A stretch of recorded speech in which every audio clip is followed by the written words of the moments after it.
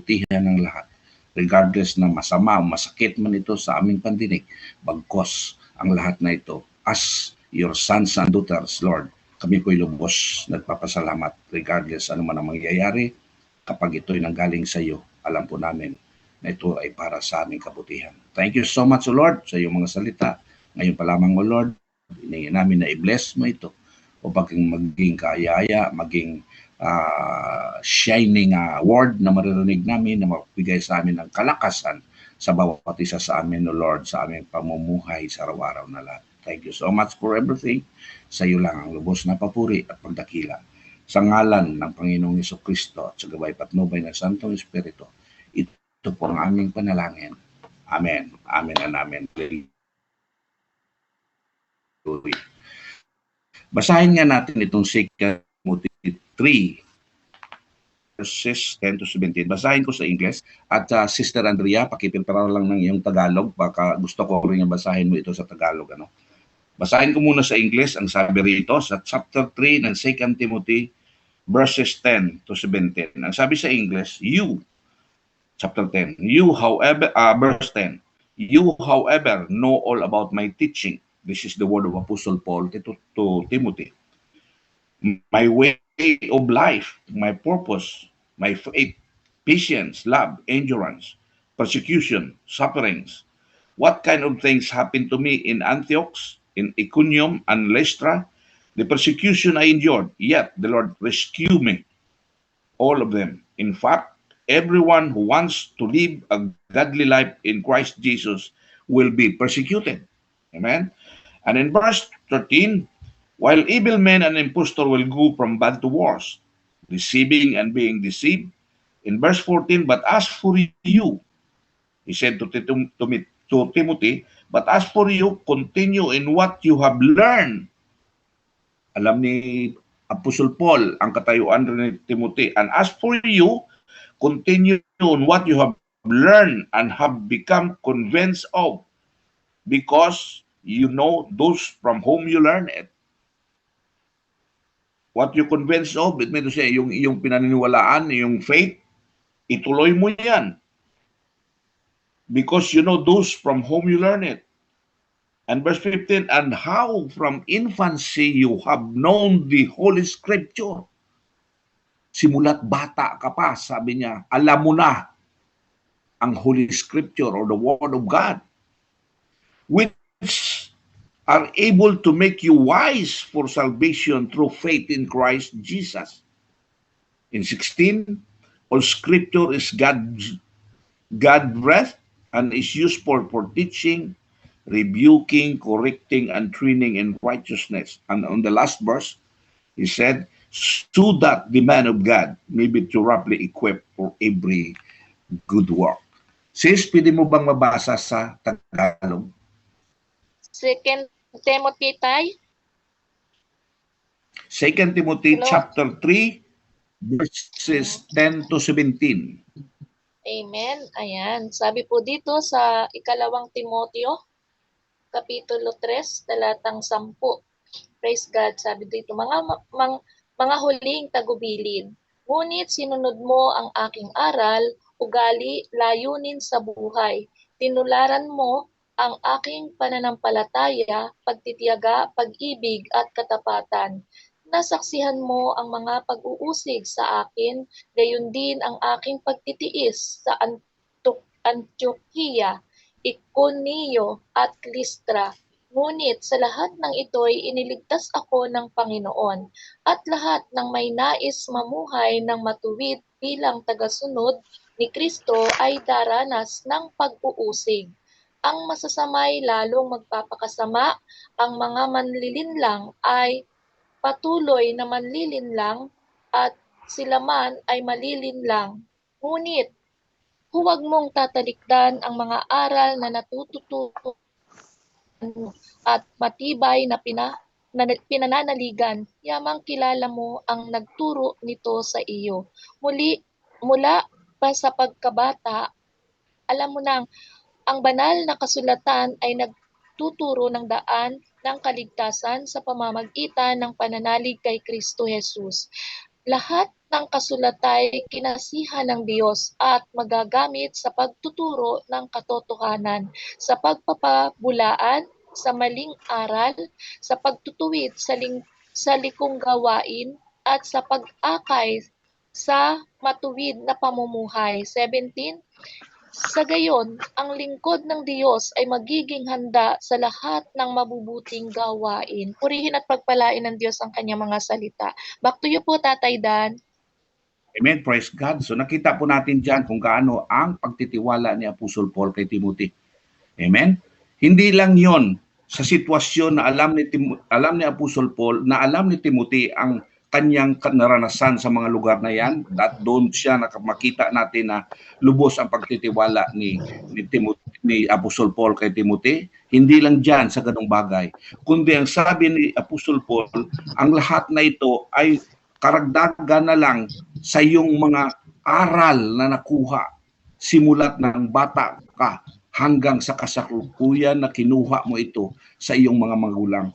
Mean to say, diyan po natin nakikita na si Timothy po ay simulat bata pa, ang aral na nanggaling sa kanyang mga parents at sa kanyang lula, nakikita po natin diyan na ang aral of the Word of God ay nandoon sa kanya pala. Hindi ito nawawala sa kanya at doon siya pinagkatitiwalaan ni Apostol Paul, si Timothy. Amen?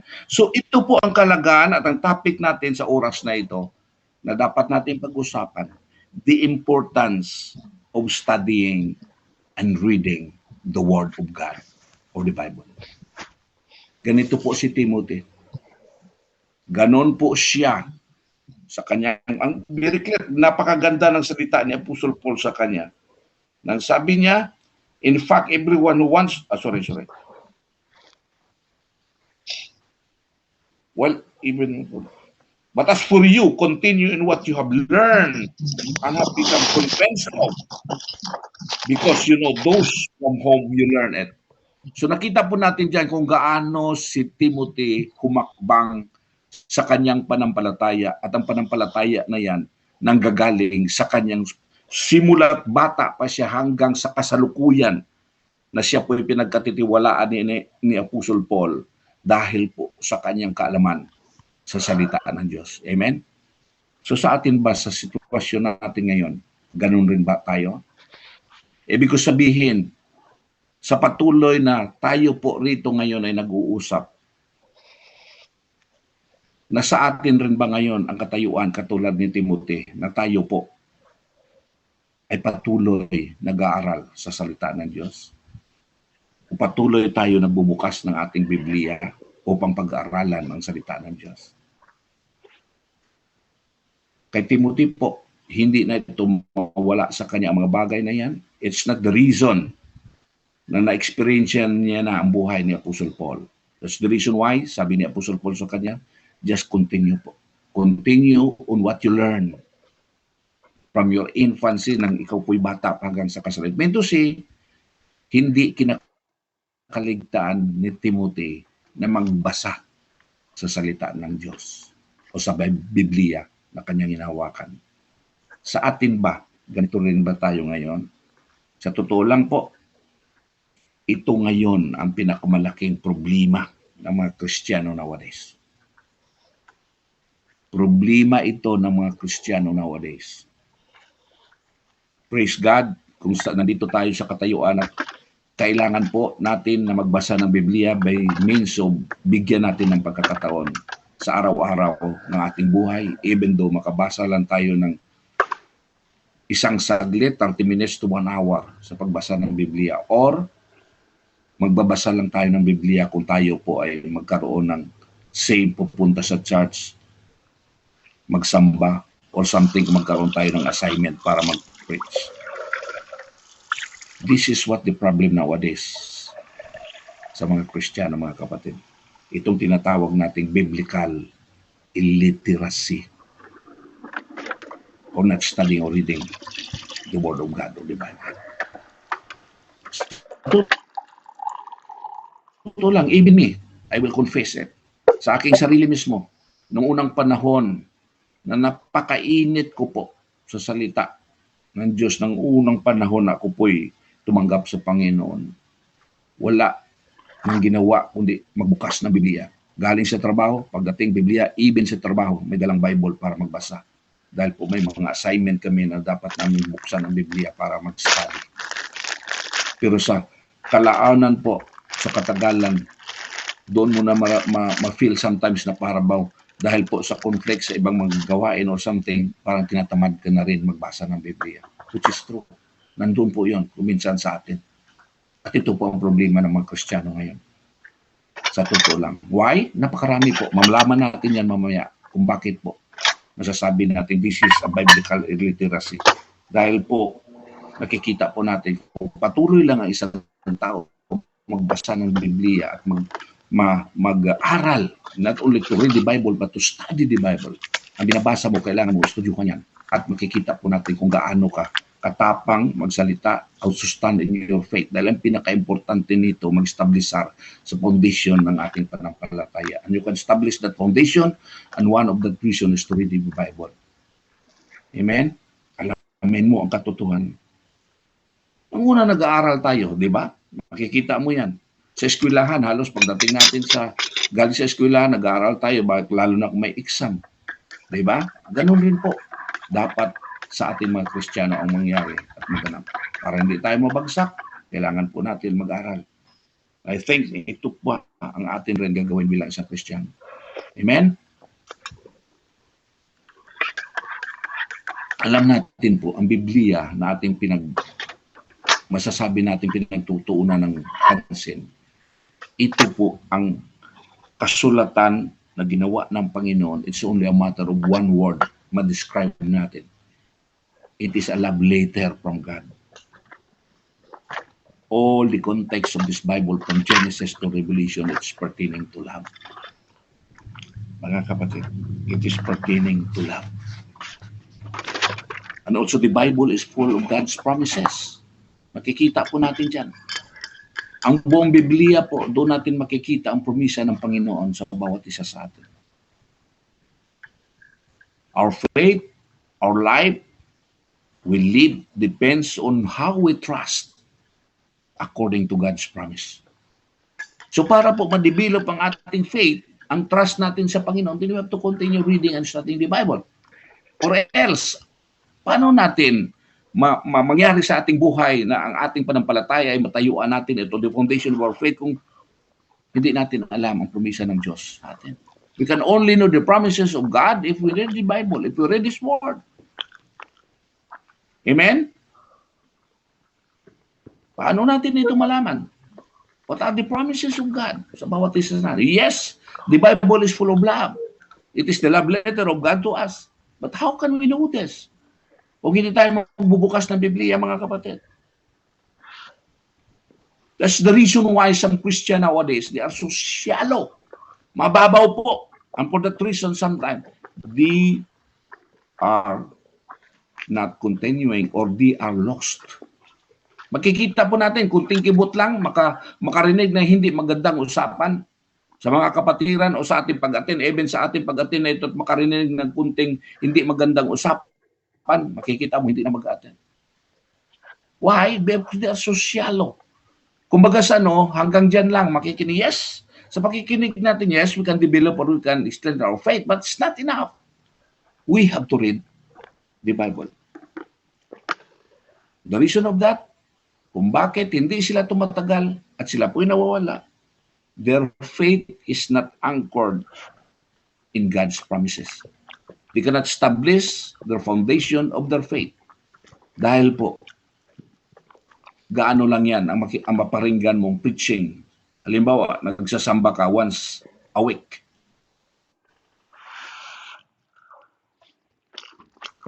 Praise God sa buhay ng mga kapatid natin dito na araw-araw nag-a-attend para makikinig sa salita ng Diyos sa pamagitan sa mga preaching na kanilang pinapakinggan. But it's not enough. You have to read the Bible. Kailangan mong bumasa ng Biblia para maintindihan mo rin. What I said before, hindi lang sa lahat ng preaching, mga kapatid, na madibilog ang ating panampalataya.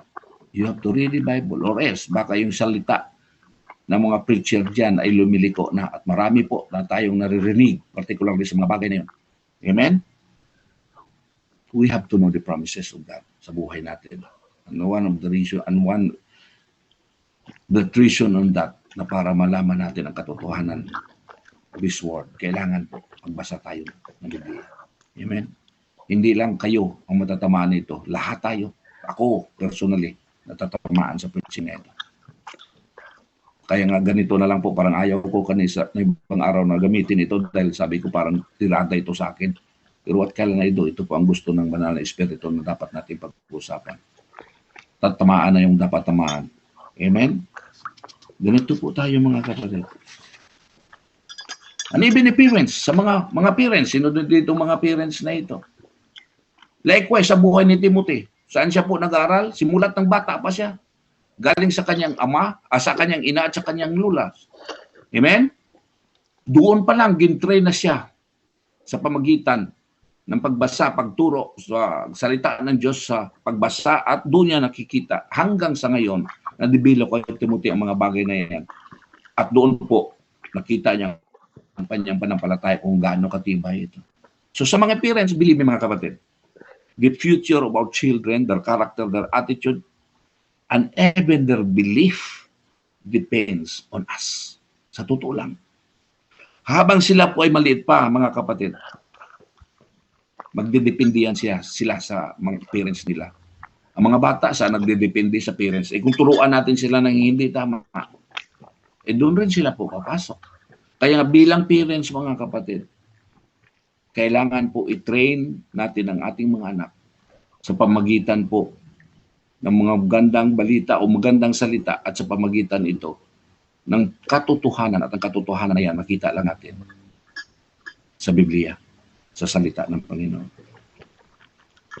As long ng iyong anak ay nasa iyo, sa iyong poder, mga kapatid, teach them the right way or else somebody will teach them in another way. Laking obligasyon natin as parents, mga kapatid. Where I see this, mga kapatid? Because as Christian, in learning and studying the Word of God, it will develop and find the truth, and this truth will change their perspective in life. Dito po mangyari at maganap ang katotohanan. Dahil at bilang parents, ang tinuturo rin natin sa kanila ay galing sa Word of God o sa Biblia, which is the truth. Amen? So napakalaki po ng ating responsibility sa bagay na ito. So tingnan po natin what is the main reason of this, why we are studying the Word of God. So ang reason po kung bakit in-emphasize nito sa gabing ito na kailangan natin magbasa, because this is the way to our salvation. Hindi yung sapat ang sabi natin, yes, you accept Jesus Christ being your Lord and Savior, then you are saved. Mga kapatid, it's not enough. Remember that. This is the way to our salvation. In studying the Word of God, it will give us the instruction. It will bring us to salvation through faith in Christ Jesus. Through faith. But it's not only an ordinary faith, mga kapatid, which we are driving here. We are looking a faith which is a foundation na hindi dapat masira sa atin. And it can only be developed by reading the Word of God, by reading the Bible. Amen? Ano sabi ng Ephesians 2:8-9? For by grace you have been saved through faith and not of yourselves. It is the gift of God, not of works, lest anyone should boast. So itong mga word na ito, sa Bible na lang natin makikita ito, mga kapatid. It's not enough to accept Jesus Christ being your Lord and Savior and that's it. No, it's not. You have to read the Bible because this Bible is full of God's promises. Doon po nakasalalay lahat ang ating panampalataya dahil alam ko po, ang panampalataya natin ay kailangan mapasa atin at i-work out natin ang ating panampalataya. Napakarami po dyan maririnig natin sa preaching ng ibang araw nakarinig rin ako na ang panampalataya daw, if you receive that and it is in you, nobody can steal that. Yes, of course, if you are in Christ. Yung tinatawag nila, once you are saved, is saved. Napakarami po, mga preaching narinig natin yan sa mga bagay na yan. But for me, the doctrine which I have a faith at pinaniniwalaan ko, Nandun yung kailangan ang lilinisan, kaya pananampalataya doon na natin tayo i-work out dediretso. natin. Doon sa Indian. Hindi yung nandoon na sa iyong Sa pananampalataya. Indian, hindi yung that's it. mag-asawang No, it's Indian, not. yung may aquarium. Ito po ang dapat natin malaman. Buong Ano sabi bahay. ng Acts 4:10-12?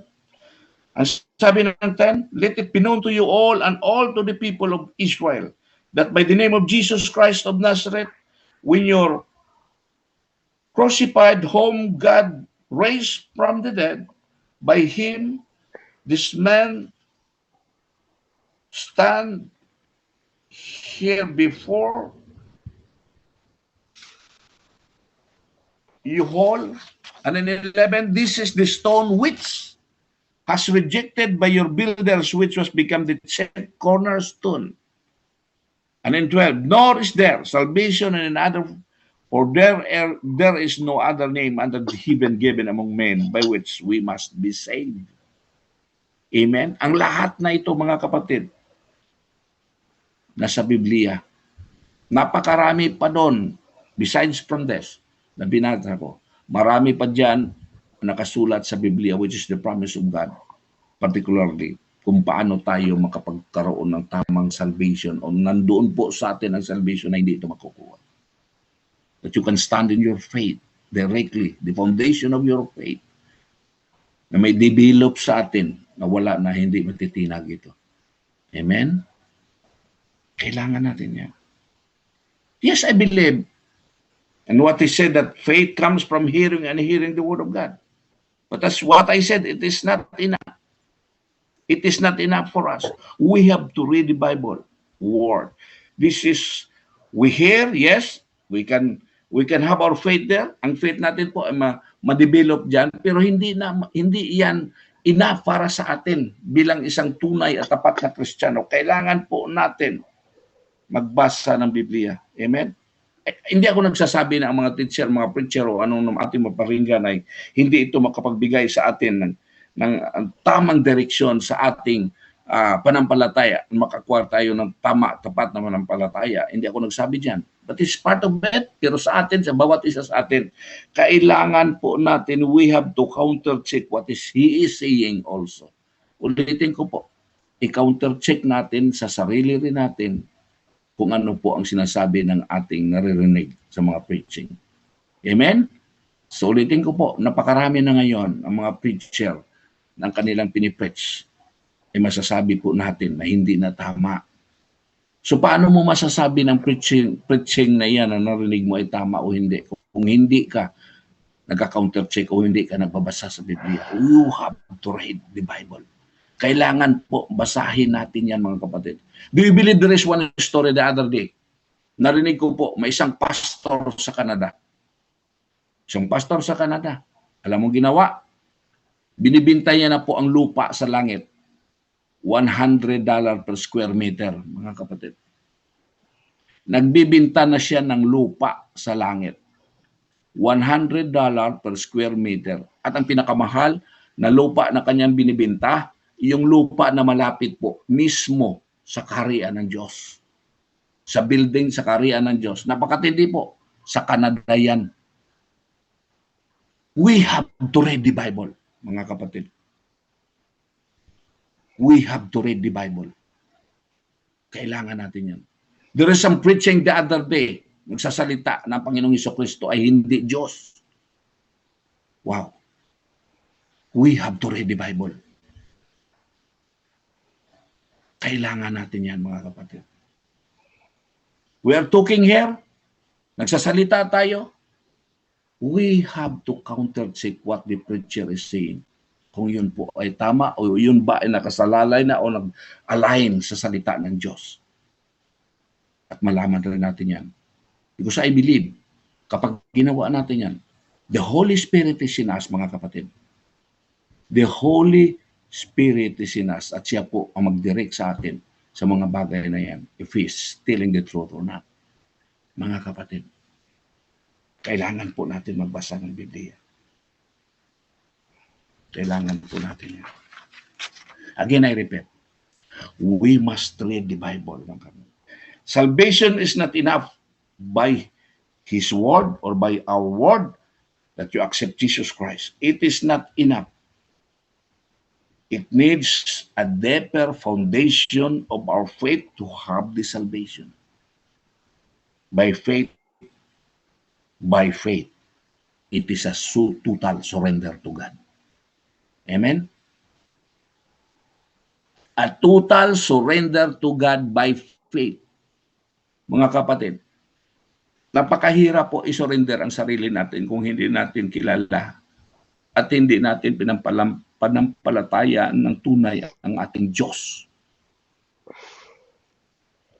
Always you are talking, I will surrender to you. I don't believe on that. As long as you have no grounds to surrender yourself, mga kapatid, meron ako dating istorya. Ewan ko kung narinig na yun, ang istorya na yun, ng unang panahon, ang number one na public enemy, number one ng Pilipinas, na diyan nahuli sa Forbes Park, yung pinasok ang Forbes Park during the time. Yung Bisaya na yun na napakatinding pinasok yung bahay ng Chinese doon at na-hostage siyang bata. Nahuli siya ng mga pulis dahil ang parents na tumawag ang kanilang katulong na na-hostage na silang kanilang anak doon ay na-hostage ng isang si Silvestre Mati during that time. You know why? Pinapasurinder siya ng mga pulis, hindi siya nagsusurinder. Isa lang ang gusto niyang mag-surrender. Nag-surrender siya kay Ruther Batigwas, kung nakilala niyo si Ruther Batigwas nung una. Yung reporter na kasi pag sa pulis siya mag-surrender, hindi niya kilala ang pulis. Hindi niya matansya na siya po'y makarating pa sa presento kapag sa pulis siya mag-surrender. Maybe from that, sa bahay na yan, papunta sa police station, wala na. Patakbuhin lang siya at barilin. Bakit siya kay Ruther Batigas nag-surrender? Dahil kilala niya si Ruther Batigas. Na kapag kay Ruther Batigas siya, sigurado makarating siya sa police station at siya po'y buhay. Nakuha niyong ibig sabihin, how can you say that I surrender myself to God kung hindi mo kilala ang Panginoon? It is the same on that story. Kilala niya si Ruther Batigas dahil sa mga experience na ilan noong unang panahon during the time na kapag ikaw mag-surrender kay Ruther Batigas, makarating ka sa police station na ikaw ay buhay. This is the same sa ating masabi natin we can surrender to God kung ang panampalataya natin sa Panginoon ay lubos, ang foundation ng panampalataya natin ay nandiyan. And it can be obtained kung kilala natin ang Panginoon ng lubusan sa ating buhay. Amen? It needs a deeper foundation of faith para magsabi tayo, Lord, I surrender myself to you. Faith by itself. Anong sabi ng James 2:7-10? Faith by itself, it is not accompanied by action, is dead. Amen? Kailangan po natin yan. Ang faith, hindi biro ito. If it is not accompanied by action, is dead. Nakuha po natin. The Bibles have only one plan. Ang Biblia po, may isang plano lang ang Biblia. They call that meta-narrative plan of God. It means it is one storyline. Isa lang storya na yan. And all that storyline is pertaining to redemption. It is pertaining to redemption. God wants us to be with Him, mga kapatid. Kung naalala niyo yung pinag-aralan natin nung una yung circumstantial will of God, ultimate plan of God, ito po lahat ang content ng Biblia. He wants us to go back to His original plan. From Genesis to Revelation, it is only one plan. The purpose of God is to come back on His original plan or the ultimate plan. And that's the reason why kailangan po magbasa tayo ng Biblia. Yun lang po ang purpose ng Biblia. At ang mabasa natin for every books we read is only a subtopic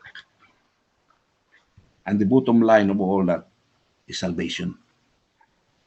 Amen? Wala nang iba pa. From Genesis to Revelation, yun lang po ang gusto ng Panginoon. He sent, napakarami pa mga propeta, man of God, ang ginsend ng Panginoon from Genesis up to Revelation. Hindi siya nagsasawa sa paggamit ng mga tao na yan upang ipaalam na may Diyos, na kayo po ay mag-repent, kayo po ay mag-ask forgiveness, at ang Panginoon po bukas ang kanyang kapay upang tanggapin tayo at ibalik tayo sa kanyang original na plano. Yun po ang purpose ng Biblia, wala nang iba. This is all pertaining to salvation. Amen?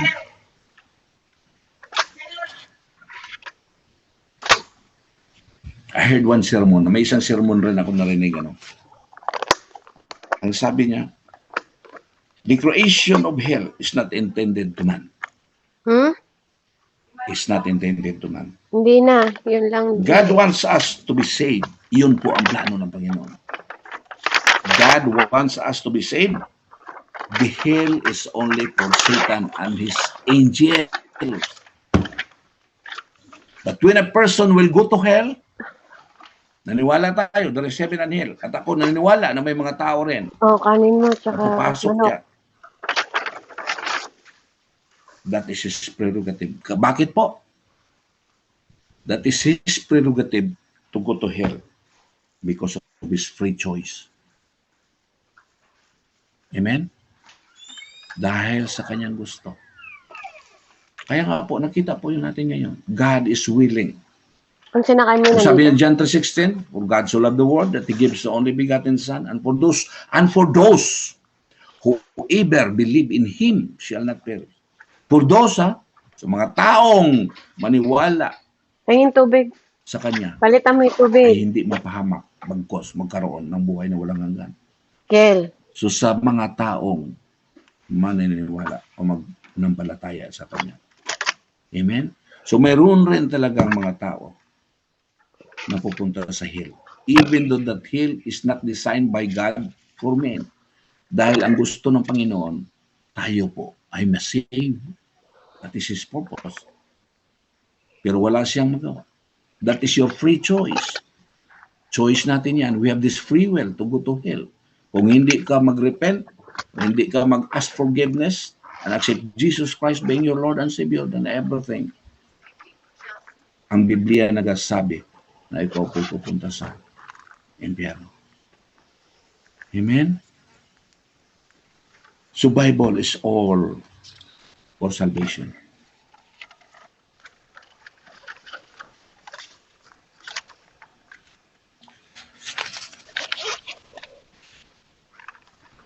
Another thing, in studying the Word of God, it will give us direction to change our character. Kay Coach Lara, kung sinasabi niyang 6 hours Ang- lang. Well, it will build the fruit of the Holy Spirit. Doon na to tayo papasok. The fruit of the Holy Spirit, at alam po natin yan, makikita natin sa Galatians 5:22-23. It will develop everything, our character, our attitude, through the likeness of Christ.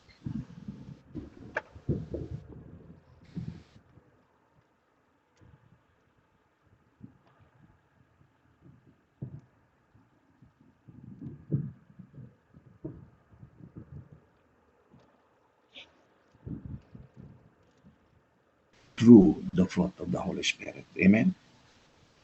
In the life of Timothy, nakikita po natin dyan, sa buhay ni Timothy,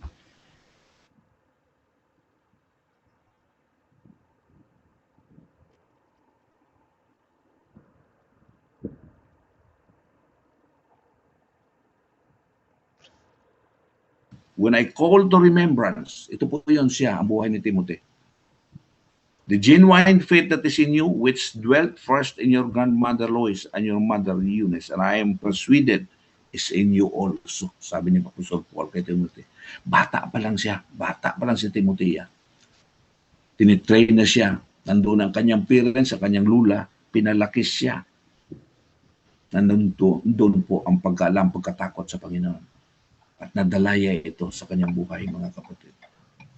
And of course, hindi lang yon ng bata pa siya, even sa kanyang paglaki, of course, lahat yan. Kasi kung tinigilan niya yan, kapareho sa ating mga ginagawa minsan na hindi na tayo nagbabasa ng Biblia, hindi may develop ni Timothy ang kanyang foundation sa kanyang pananampalataya. Simula na siya ay bata, he was trained. Ito lang, mga kapatid. At lumakad siya sa salita ng Panginoon. Number 2, it's not only for salvation, but it is a divine book, mga kapatid.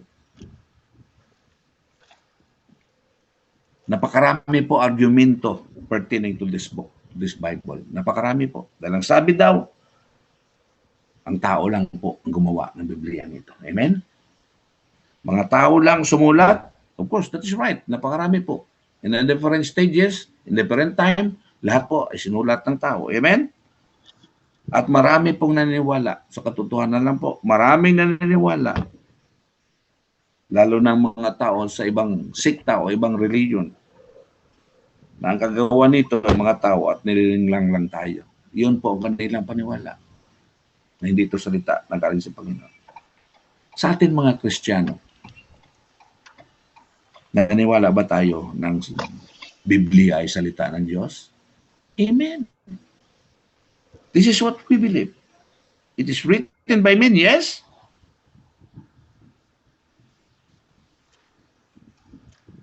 Para natin maintindihan, lalo natin basahin ang Biblia. Hindi lang tayo maniniwala sa mga sabi-sabi dyan. Malalaman natin that it is written by men, but it is come from the Word of God. Kailangan po, basahin rin natin ang Biblia. Ano sabi ng Genesis 2:7? Ang sabi ng Genesis 2:7, and the Lord God formed man of the dust of the ground and breathed into his nostril. Amen? The breath of life, and that man became a living being. That is what he said in Genesis 2:7. So it is the same on this book. He used human being to write this book. And the scripture is inspired by the Holy Spirit to the human mind. And it made it alive or effective that can be adapted in any generation to come. Hindi ito naggaling ang salita sa anuman, kundi galing sa tao dahil po ang tao maunawaan. Ano sabi ng 2 Timothy 3:16? All scripture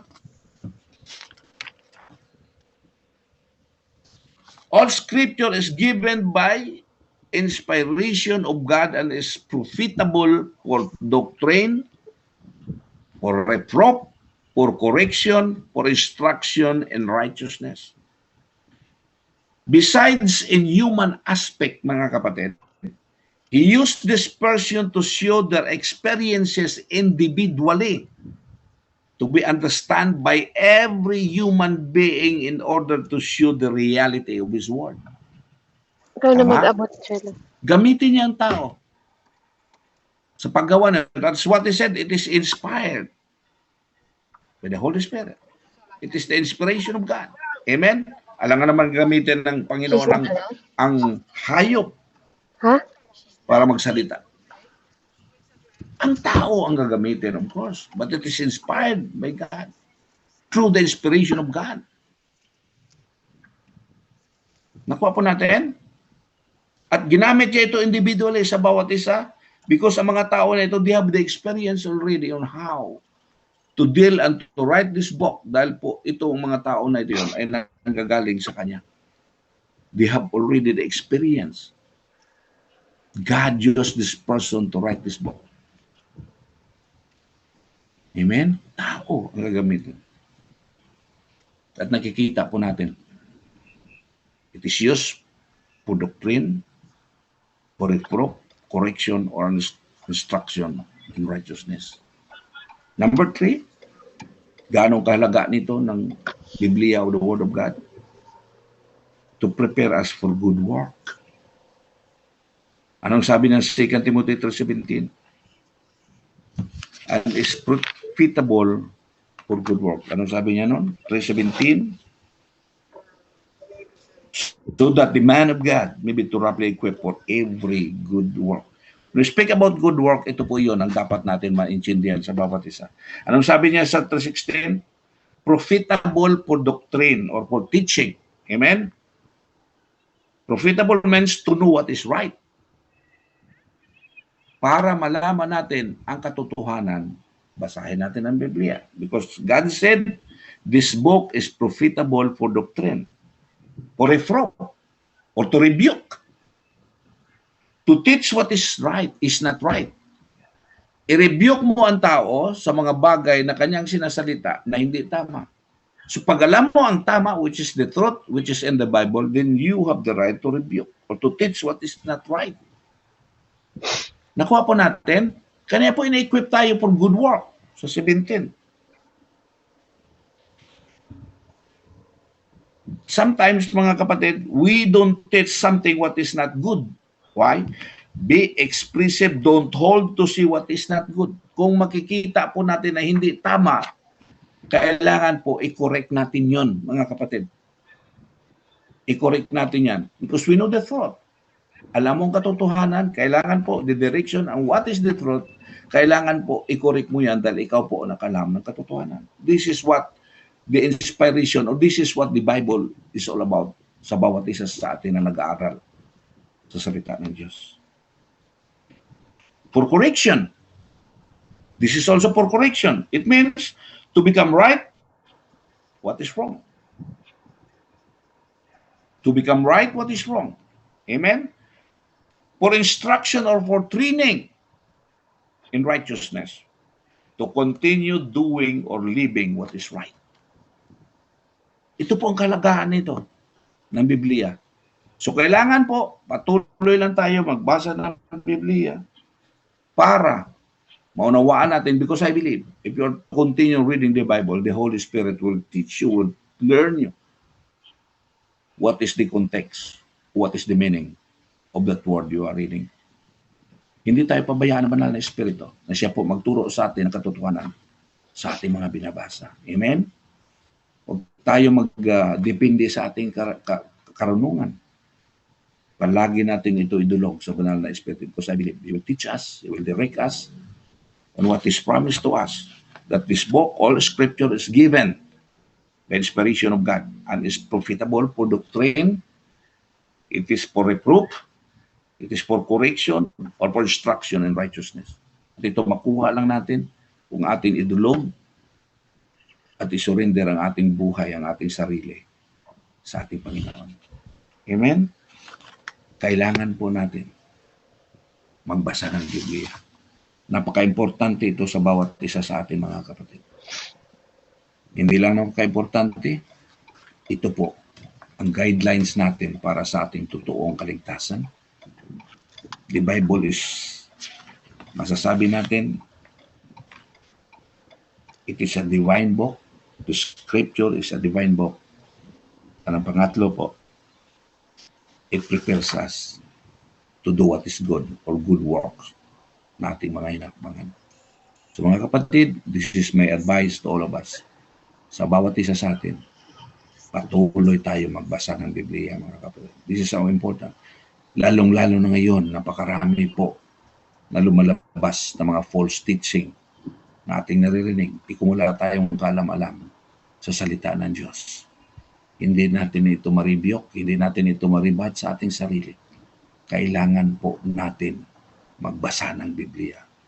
Dahil kung ang laman ng ating puso upang malaman at matutuhanan ang kanyang salita, hindi tayo pabayaan ng banal na Espiritu at ipaunawa niya sa atin ang kahulugan, ang katotohanan ng salita ng Diyos.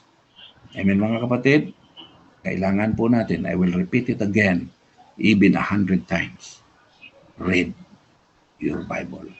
Ito lang po, at magandang gabi sa bawat isa. Back to you, sis.